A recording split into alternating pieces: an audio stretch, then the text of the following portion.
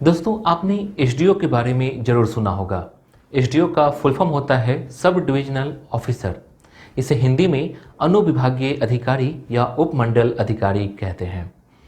इस सर्विस को पाने के लिए आपको कड़ी मेहनत करनी पड़ती है। यह एक विभागीय स्तर मतलब डिविजनल लेवल का ऑफिसर होता है। लगभग हर एक सरकारी विभाग में एसडीओ ऑफिसर की नियुक्ति की जाती है। यह एक प्रभागीय स्तर का अधिकारी है जो विभिन्न प्रकार के कार्य करता है। हमारे देश में लगभग हर जिले को छोटे छोटे खंडों में विभाजित किया गया है और इन सभी के लिए प्रत्येक सरकारी विभाग द्वारा अधिकारियों की नियुक्ति की जाती है। एसडीओ अधिकारियों का काम डिविजनल लेवल पर सरकारी कार्यों का सही ढंग से संचालन करना है। अगर आप एसडीओ बनना चाहते हैं तो आपको उसके अनुरूप मेहनत भी करनी होगी। अगर आपको एसडीओ ऑफिसर बनना है तो आपको सबसे पहले इसके बारे में पूरी जानकारी रखनी पड़ेगी, तभी आप इसकी तैयारी की शुरुआत कर पाएंगे। इस वीडियो में और भी बहुत कुछ बताऊंगा। सबसे पहले जान लीजिए इस वीडियो में मैं आपको क्या क्या बताने वाला हूं। सबसे पहले एसडीओ क्या होता है, एसडीओ कैसे बने, क्या क्वालिफिकेशन चाहिए, एज लिमिट कितना होता है, फॉर्म भरने के लिए कितना परसेंट चाहिए, एग्ज़ाम के कितने स्टेज होते हैं, सिलेबस क्या है, आप फॉर्म कब भर सकते हैं, इसमें सैलरी कितनी मिलती है, इसके लिए स्ट्रैटेजी क्या अपनाई जाए। तो नमस्कार दोस्तों, मैं हूं सुदर्शन प्रकाश और आप देख रहे हैं यूट्यूब चैनल गुरु चकाचक। तो वीडियो में आगे बढ़ने से पहले अगर आपने अभी तक इस चैनल को सब्सक्राइब नहीं किया है तो प्लीज़ कर लीजिए और साथ ही बेल आइकन पर प्रेस कर लीजिए ताकि नए वीडियो की नोटिफिकेशन सबसे पहले आपको मिले। तो चलिए शुरू करते हैं। तो पहला पॉइंट होगा एसडीओ क्या होता है। एसडीओ एक सरकारी ऑफिसर होता है जो देश के हर राज्य के लगभग हर विभाग में, जैसे बिजली विभाग, पुलिस विभाग, सिंचाई विभाग आदि, देश के सभी राज्यों में प्रत्येक शहर और जिले में एक एसडीओ नियुक्त किया जाता है जो सरकारी प्रणाली सुचारू संचालन के लिए जिम्मेदार है। एसडीओ ऑफिस के अधिकारी राज्य सरकार के अधीन काम करते हैं। इन अधिकारियों की नियुक्ति और चयन भी राज्य सरकार द्वारा किया जाता है। नेक्स्ट है एसडीओ कैसे बने। एसडीओ ऑफिसर का सिलेक्शन दो तरह से किया जाता है। सबसे पहले आपको किसी डिपार्टमेंट के एसडीओ से नीचे एक ऑफिसर के रूप में चुना जाता है। इस विभाग के छोटे छोटे अधिकारी होते हैं, इनकी ट्रेनिंग ली जाती है किसी काम के माध्यम से। जो अच्छा काम करते हैं उन्हें एसडीओ ऑफिसर बना दिया जाता है। जबकि दूसरा, राज्य सरकार द्वारा आयोजित पीसीएस परीक्षा द्वारा आप सीधे एसडीओ अफसर बन सकते हैं। आप दूसरे तरीके से समझिए, देखिए, जिस प्रकार लोग आईएएस बनते हैं ठीक उसी प्रकार एसडीओ भी बनते हैं। आईएएस का एग्जाम यूपीएससी कंडक्ट करती है, वहीं एसडीओ के लिए स्टेट लेवल के स्टेट पीसीएस करवाती है, जैसे Uttar Pradesh Public Service Commission, Bihar Public Service Commission, West Bengal Public Service Commission, Jharkhand Public Service Commission, Rajasthan Public Service Commission इत्यादि। इसी तरह देश भर के राज्य अपना स्टेट पीसीएस एग्जाम करवाती है।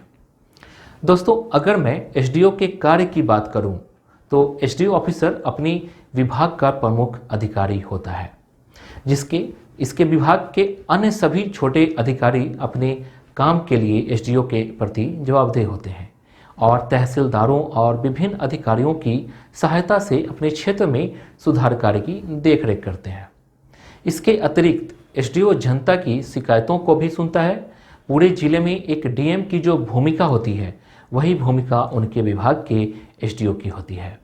अब आते हैं क्वालिफिकेशन पे। एसडीओ बनने के लिए क्या क्वालिफिकेशन चाहिए। दोस्तों, इस पोस्ट का फॉर्म भरने के लिए आपका किसी भी रिकॉग्नाइज्ड यूनिवर्सिटी से ग्रेजुएशन पास होना चाहिए, क्योंकि ग्रेजुएशन बेस पे ही आप इस फॉर्म को अप्लाई कर सकते हैं। ध्यान रखिए, यहाँ डिप्लोमा वाले फॉर्म नहीं भर सकते। अगर आप ग्रेजुएशन पास हैं या लास्ट सेमेस्टर या लास्ट ईयर के स्टूडेंट हैं, मतलब आप अपेयरिंग हैं, तो आप फॉर्म अप्लाई कर सकते हैं। ग्रेजुएशन में आपका सिर्फ पास मार्क्स होना चाहिए। अगर आपने ग्रेजुएशन किसी भी स्ट्रीम से की हो, आप फॉर्म अप्लाई कर सकते हैं, जैसे BA, BCom, BSc, BBA, BCA, engineering, medical आदि।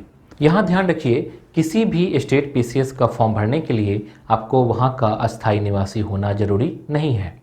अगर आप राजस्थान से हैं और आपको यूपी पीएससी का फॉर्म भरना है तो आप उत्तर प्रदेश पीसीएस का फॉर्म भर सकते हैं। यहाँ तक तो ठीक है। अगर यहाँ कुछ समझने में प्रॉब्लम हो रही है तो आप कमेंट कर सवाल पूछ सकते हैं। और हाँ, अगर आपको वीडियो पसंद आ रहा है तो एक लाइक ज़रूर कीजिए।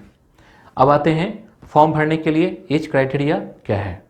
दोस्तों, अगर आप उत्तर प्रदेश के लिए मतलब यूपी पीएससी का फॉर्म भरते हैं तो मिनिमम एज लिमिट है 21 साल और मैक्सिमम एज लिमिट है 40 साल। ये एज लिमिट सभी के लिए है।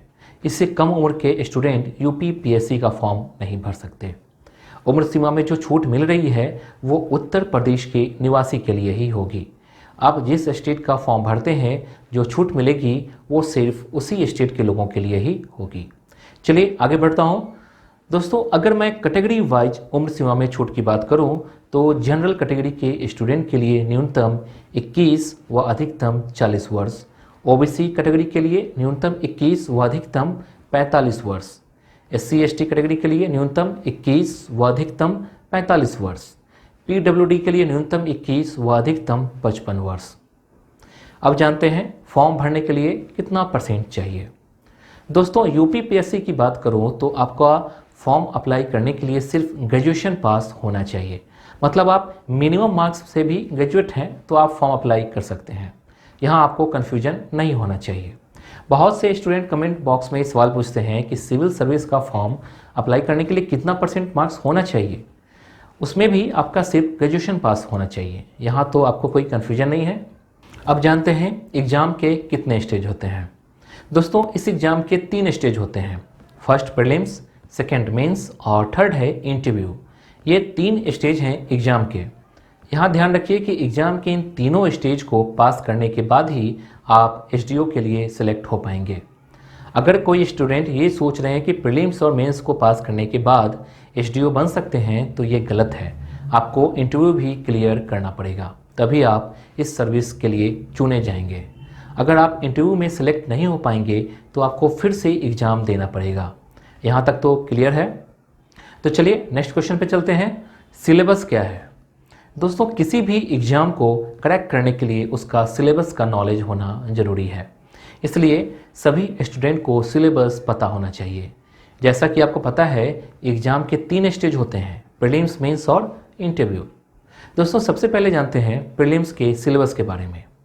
इसमें एमसीक्यू होते हैं और इसमें 2 पेपर होते हैं, जनरल स्टडीज 1 और जनरल स्टडीज 2। दोस्तों, जनरल स्टडीज 1 में 150 क्वेश्चन होते हैं 200 मार्क्स के।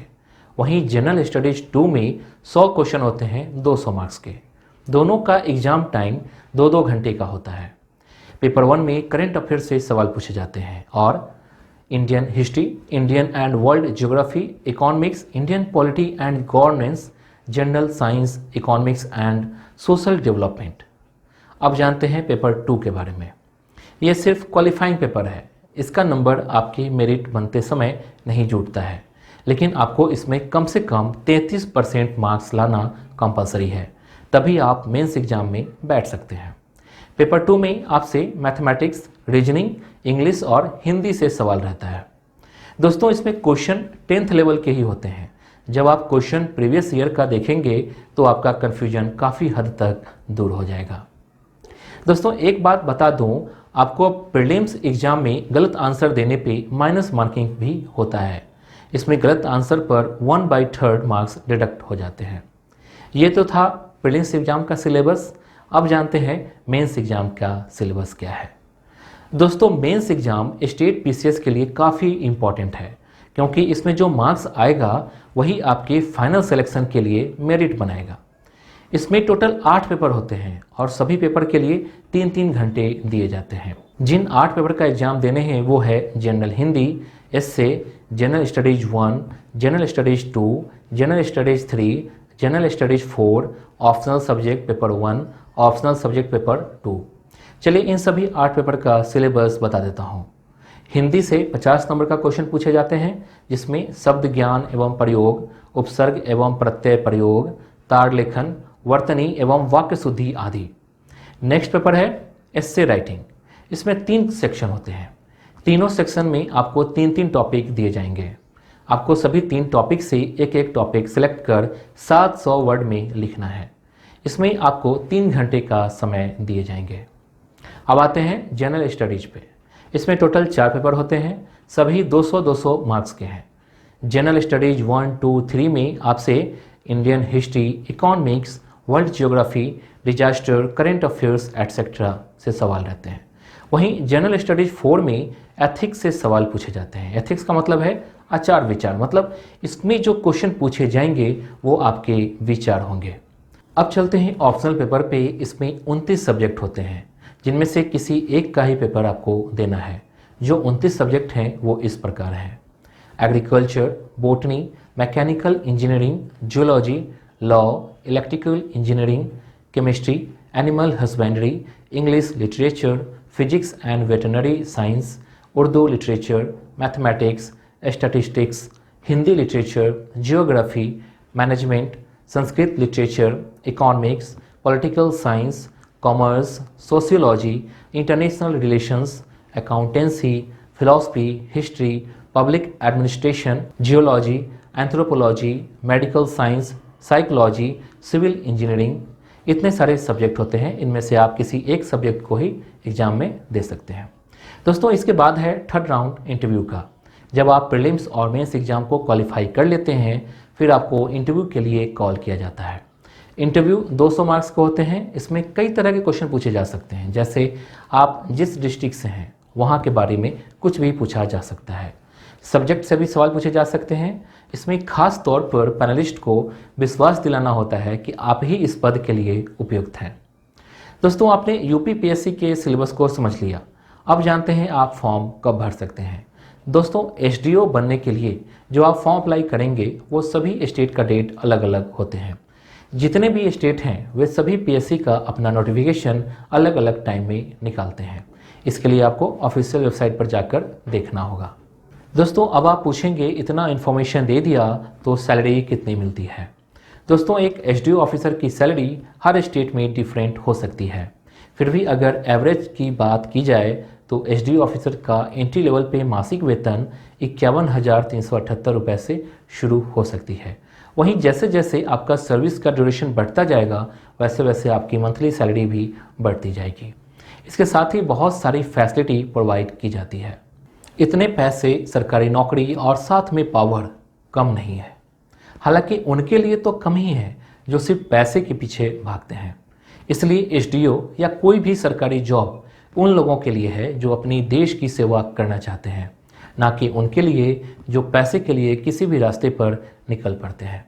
आप एसडीओ ऑफिसर तभी बन सकते हैं जब आपके अंदर देश की सेवा करने की चाहत हो और मेहनत करने का जुनून।